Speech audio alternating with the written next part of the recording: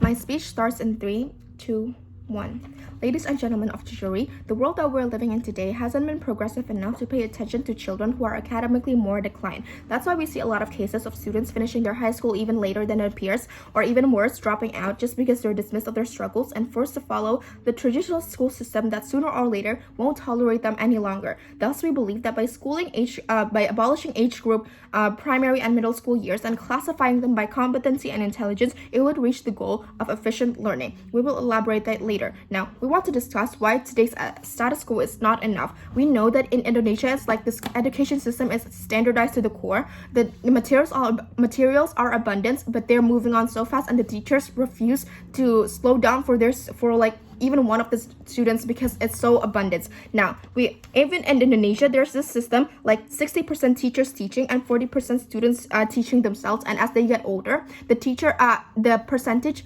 will be more burden on their students. That's why it's so messed up. Now, we have two mechanisms that we would like to elaborate here. One, we would be doing an evaluation test on these children before they enter primary and middle school. With primarily the test consists of scholastic, cognitive, and lastly side tests with this program standardized to the measurements of each country. 2, once this test is done, we will assess capable teachers to teach them based on their competency and intelligence, and most importantly, their needs. For example, teachers who teaches Group A of lower competency and intelligence would focus more on leveling up their comprehension and guiding them into their own paces. And 2, Group B of higher intelligence and competency would focus more on advancing these children with new materials, guiding them into a healthy competition. Now, we have 2 BOPs to prove here. 1, why is this okay and why is this more efficient? And 2, why is this system is not problematic at all? With there are 2 parameters to prove this. 1, social development, and 2, effective learning. BOP number 1 is why is this okay and why is this more efficient?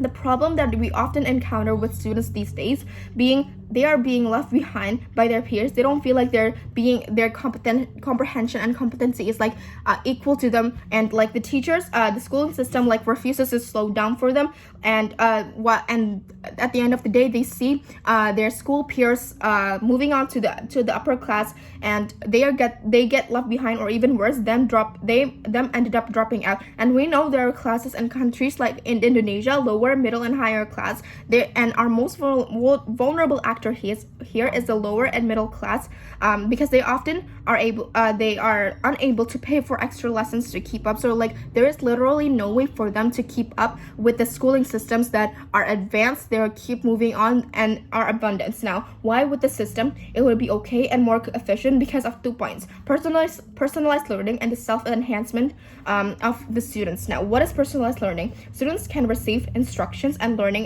material that aligns with their ability and needs, and so they can move on and study with their own pace without the pressure of the school system, resulting them into a better comprehension and competency, as well as learning and intelligence. On the other hand, students who are more intelligent can also be adjusted to their level of competency and intelligence, and can be moved on to better and more advanced education. They won't be these higher intelligent students won't be bored, and they will be more challenged because they have peers with the same intelligence and comprehension as them, and they will be challenged because of that, and that would lead them into a healthy competition. Now, the second point is that self-esteem enhancement. We know that in today's school system, students who are lacking in comprehension and intelligence and competency are often left behind and ridiculed and made fun of. They lose that results them to lose their appetites in learning. But with this system, this problem will be abolished, as it will take a look and because these students classified with their competency and intelligence will take a look around at their peers and think that, oh, they're struggling too just the same as I am, so I don't have to worry because they're struggling too, and learning with their own pace. And it will reduce age stereotype too, because they don't have to feel the pressure of oh, you're this age, you should be already understanding this, why don't you understanding this? But with the system, it won't happen, because they will feel more comfortable and relaxed at class of that. They will be more confident and asking questions, giving opinions, contributing and group work, etc., etc. They will also get several POVs from like students who are of different age. Like it will be a whole new experience for them, but at the same time they will be able to understand them, and like mentally they will be like maturing up because of like this different POVs from like this different age groups, but in the same class.